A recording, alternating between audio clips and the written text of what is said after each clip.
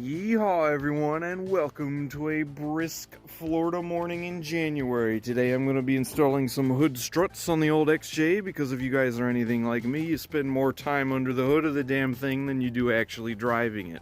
So this isn't a kit, this is just some thrown together pieces. Everything's linked in the description. This video is sponsored by my good pal Bryant because he provided these hood struts here. All we're going to need for this job is a 3/32 drill bit and a screwdriver and, you know, a Sharpie. And that's it. I'm going to start on the passenger side. This bracket is going to have to go like right here. It's a very precise job, you know, I'm just eyeballing it. So there's your approximate location. So I'm gonna get it in position and then mark each hole with a Sharpie dot and then drill them out. And then take the provided self-tapping screws and screw them in. Quite a bit of downward force to get these things started. But once they make a full rotation, it's pretty easy to get them in. So here's your bottom one installed. It's pretty much going to go right in this corner right here, just off the back end of this, whatever this is. So using this random hole for a reference, it's going to go right here with the ball stud facing outwards.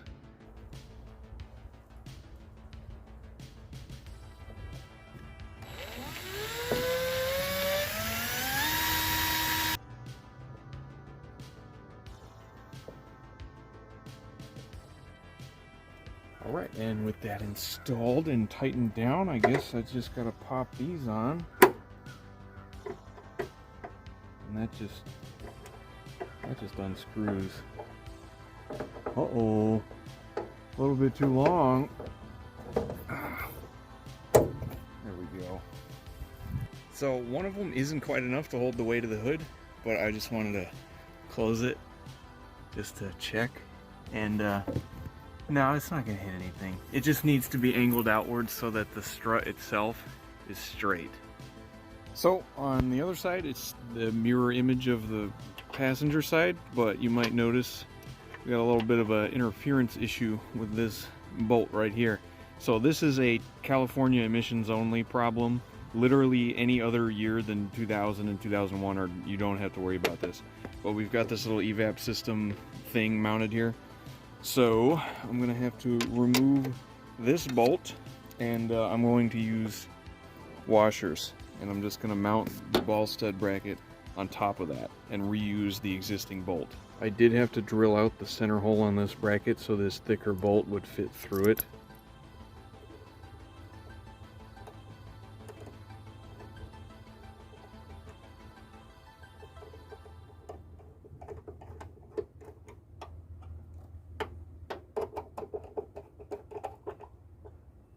So the upper one is again going to go in the same spot right here. Now because I had to move this lower one out like a 1/4 of an inch to line up with the existing hole, I should realistically move this one up a 1/4 of an inch just so everything's, you know, the same distance. But I'm going to put it in the exact same spot just to demonstrate that you do have quite a little bit of leeway when you're doing this. You don't have to put these brackets exactly, you know, millimeters away from where I put them.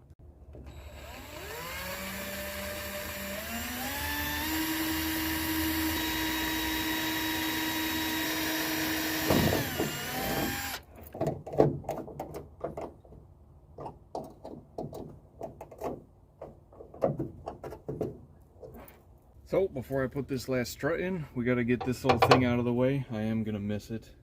Maybe I'll make a lamp out of it or something. So this thing comes off with 2 little bolts right here. These are 8mm. Now when I take this thing out, the hood is going to fall on my hands and saw them off. And then I will be an evil supervillain. This last one, I've got the hood strut in my pocket, ready to go. So I'm going to remove this bolt while holding the hood, because you know, it'll hit the phone. I'm more concerned about the phone than I am my hands. There we go. And then that just comes right out of there. And take the hood strut.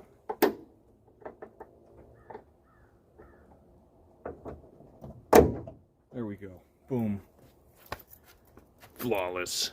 So you can kind of see what I did here. I put little washers underneath this bracket on the front and back bolts just so it's at the same level as this existing bracket on here. It's kind of, you know, a little bit trippy to see it held up with struts instead of, ooh, that's nice. That's smooth.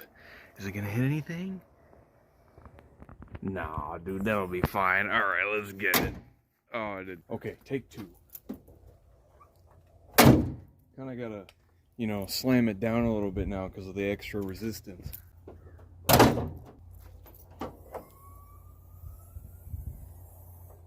Yeah, you gotta help it a little bit. But after the halfway point, it brings itself up. That's nice. That is nice, man. Wow. It's like I'm driving a car from 2002.